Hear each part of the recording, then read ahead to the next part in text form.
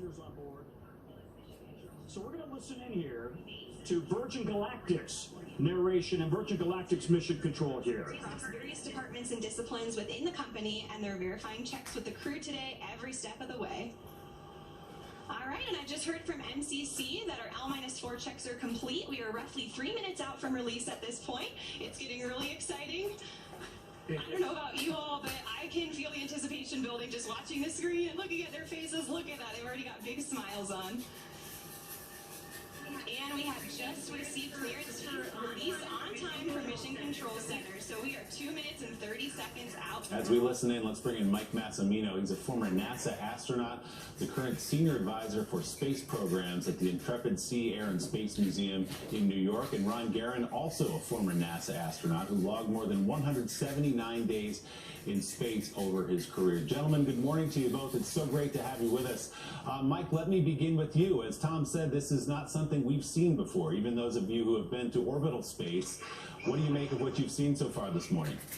Well, Willie, thanks for having me. It's a pretty exciting day. I think this really marks a time where we've gone from governments going into space to a vehicle that has been designed to bring customers, researchers, tourists, people who want to enjoy the experience into space. So it's a very historic day. A lot of work has gone into this. A lot of work needs to be done during the flight, but it's a very, very exciting day for everyone involved.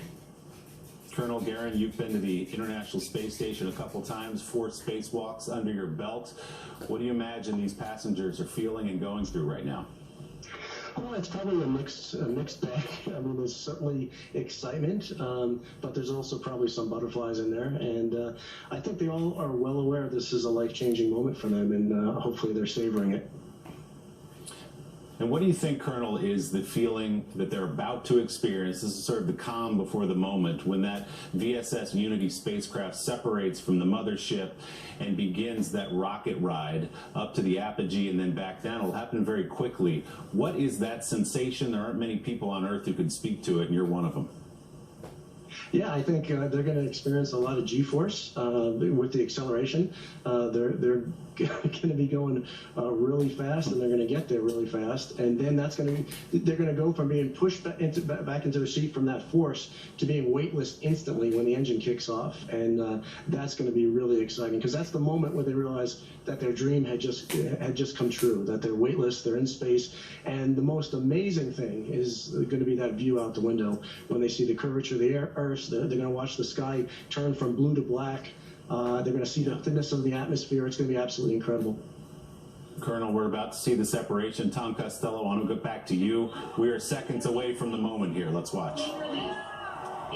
Release, release, release right now. There's Mach 1 trimming now.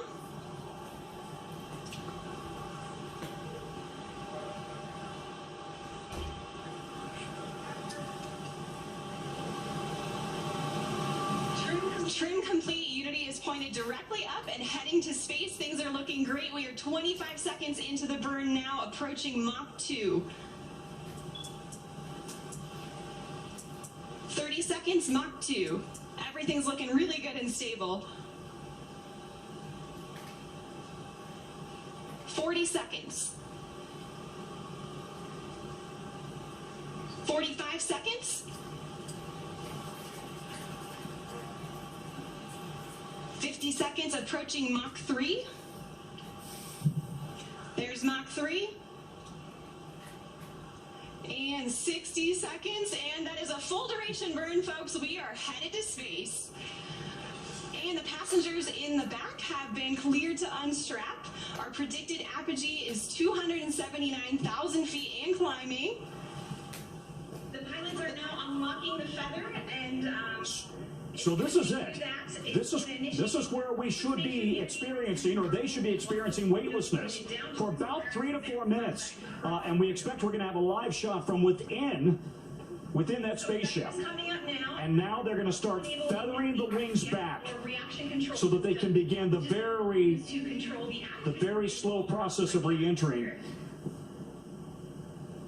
And as we've said, you know, this is a critical moment as they enjoy those few moments of apogee, of weightlessness. Now and climbing. As soon as we cross the boundary to space, we'll hear a word from our founder, Sir Richard Branson. Once they cross the boundary to space, Richard Branson will be speaking, and we expect him to make some sort of a major announcement from space.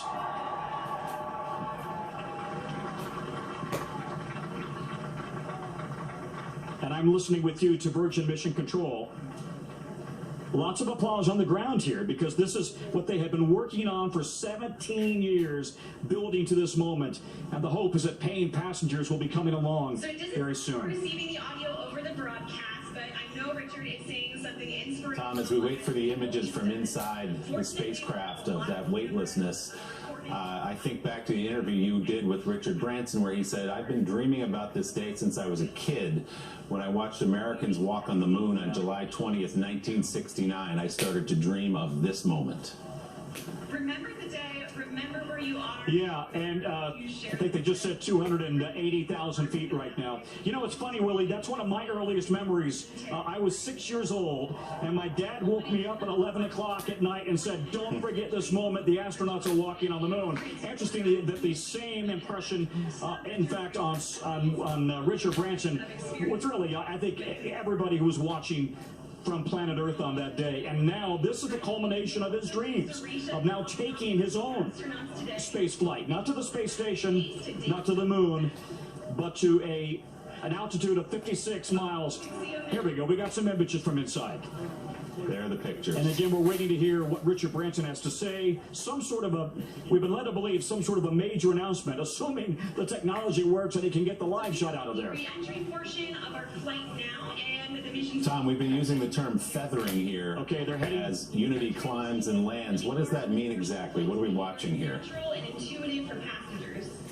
Well, the bottom line here is that they have folded those, you know, I may even defer to the expert in terms of Mike, because you've got a fellow pilot right there and an astronaut in terms of how this works, because it's a delicate procedure as they feather the wings back for re-entry. Shockwaves form on top of the cabin, which are audible. Mike Massimino, what does that mean exactly to feather as they return here and land shortly on a runway in New Mexico? Yeah, it's really interesting technology that they're using here. They're kind of combining the aspects of a capsule reentry, which is fairly safe, so they can feather those the wings so that they kind of form in line with the spacecraft, so that it can enter and take the heat of reentry in the best way, and then they can deploy them again for the landing. So it's kind of combining what we've seen before with a capsule entry, along with like a space shuttle or glider landing on a runway. So pretty innovative and a cool way to do it.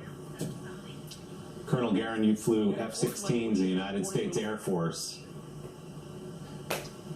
Yeah, I did, and you know, Mike really explained that well. The whole tail boom changes in configuration, so they're getting the best of both worlds, the best of the aerodynamics of the capsule and the aerodynamics of an aircraft. Tom, go ahead, jump in. Pardon me, I was just going to make the point, yeah, this is essentially a glider coming back, not unlike the space shuttle. So they've got a massive runway here in New Mexico that they can come right back to. Not much in the way of a go-around opportunity here, so they got to come in and hit the landing right on the money. As we've said before, they've got a veteran chief pilot who's in charge, Dave McKay, a veteran of the Royal Air Force. He's been a Virgin test pilot for years.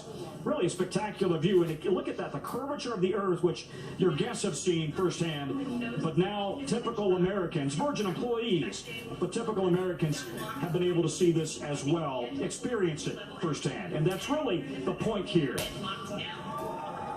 And now we're told that the wings are in fact locked. So now, in fact, it is a glider inbound in the glider formation and allowing them to come right into the runway here at Spaceport America. About 30 miles or so from Truth or Consequences, we should tell you. Passengers have taken their seats again. They're strapped in. Let's bring in Stephanie Rule, NBC News senior business correspondent, looking at this space race among billionaires. Steph, this is a man, Richard Branson, who tried to circle the globe in a hot air balloon. That was an ill-fated trip. Crossed the Atlantic once and not twice, but got there on his second trip, crossing the Atlantic. This, I guess, the next frontier for Richard Branson. Without a doubt, Willie, he's broken records for kiteboarding. Richard Branson is a true daredevil. But whether you're talking about Richard Branson or Jeff Bezos or Elon Musk, think about these billionaires who are going after this space, the final frontier. They've achieved all sorts of success, betting on themselves and their own brands. If there's one thing Richard Branson is absolutely known for and fantastic at, it's branding. And look at today. You saw that launch, boom, Virgin Galactic. We're watching this on his own network. And this really is going to be the first push into commercial space travel. And if that's where we're going, there will be room for Jeff Bezos or Richard Branson. So you mentioned it earlier, sort of this bickering. Is Richard Branson actually making it into space? The Blue Origin team says no, they aren't. But from a global perspective, for the millions of people, Willie, who are home watching this, he is absolutely in outer space. And Richard Branson is pursuing and fulfilling his dream to be the first one out there. Yeah, Steph, there was a picture, by the way, posted this morning by Richard Branson having breakfast with none other than Elon Musk before he left to take his flight. Steph, the question we were debating earlier on Sunday today is this really another step forward? Is this the step toward commercial space travel, which so far at this moment goes for $250,000 a pop for a seat on one of these spacecrafts? Are they bringing this to the people, or are these just sort of joyrides for these billionaires? Well, the plan is to bring this to the people, but let's think about what people. It's the richest of the rich people. And you and I also know, Willie, over the last 10 years, the richest people in the world have gotten a whole lot richer, so they can certainly afford it. And these guys are now betting on themselves and their space. Steph, I'm going to interrupt you. Richard Branson speaking. Let's listen. And now I'm looking down at a beautiful space home. Congratulations to everybody for creating such a beautiful, beautiful place. Congratulations to all our wonderful team of Virgin Galactic for 17 years of hard work to get us this far.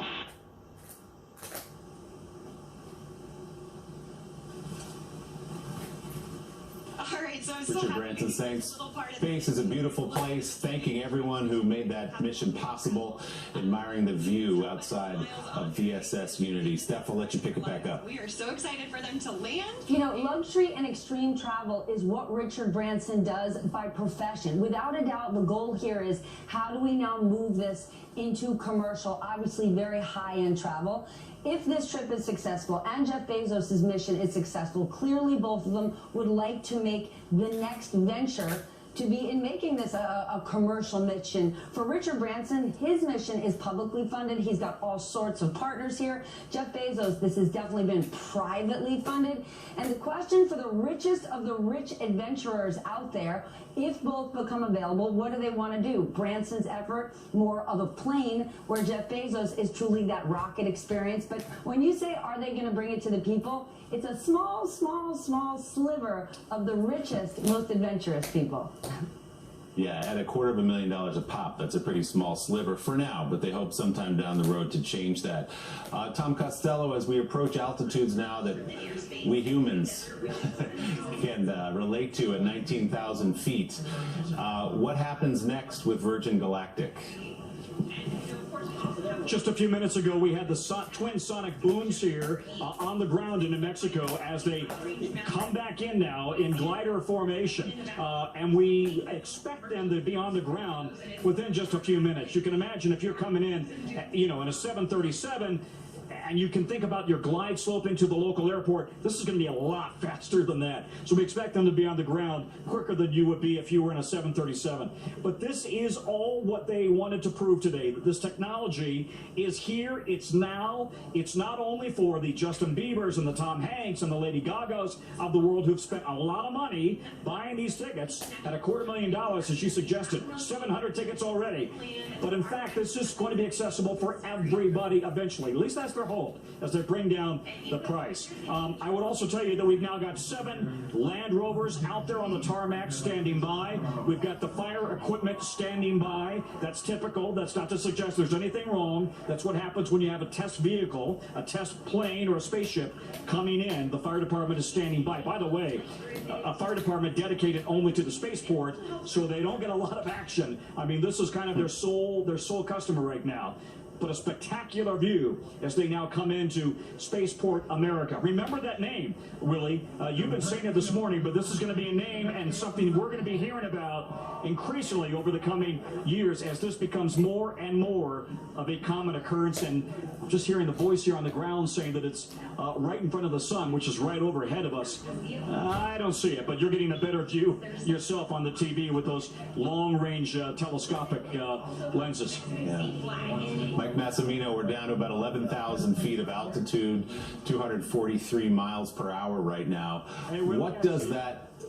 Yeah. You see it? You have eyes on it, Tom? Willie, I see him. He's right over the top of us, Willie. Right over the top. And it would, if you didn't know better, you'd think you're looking at just a typical passenger plane with a contrail behind it, just flying right over the top of the spaceport as it comes around and prepares for a landing. By the way, we should also make the point that they had a spotter plane, if you will, a chase plane take off shortly after they lifted off an hour ago. Presumably that same chase plane would be on the ground. And by the way, we now see the mothership.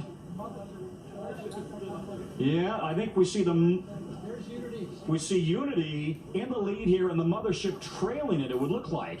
Which I guess makes sense, right? They're coming in a heck of a lot faster than the mothership can. So it looks like Unity, the spaceship, has the lead as it now approaches the landing strip here on the ground. Looks like it's making a big arc and it's about to come on in for a landing. Gears down the lock, they say.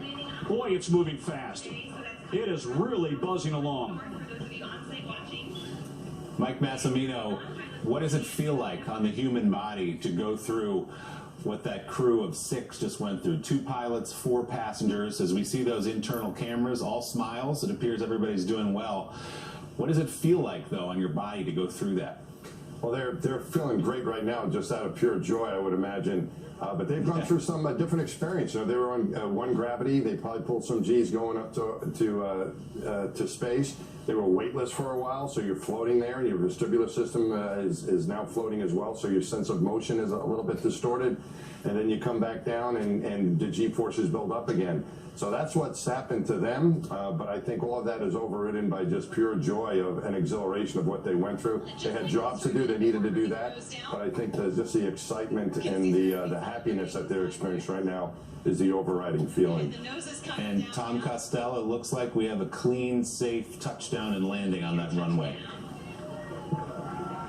Could not be more perfect here on this beautiful day in New Mexico, and it went just perfectly according to plan. The only delay was it left an hour and a half, hour and 45 minutes late because we had winds on the ground. That kind of delayed the fueling this morning.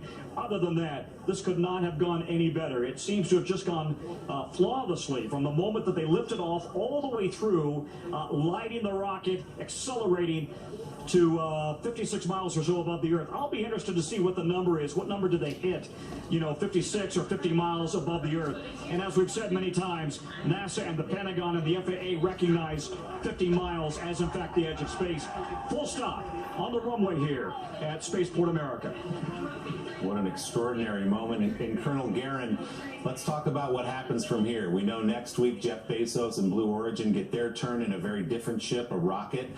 We know that Elon Musk, of course, and SpaceX are working on their own orbital spacecraft. What does this moment, what does this day, what does next week put together? What do they mean for the possibilities in the future?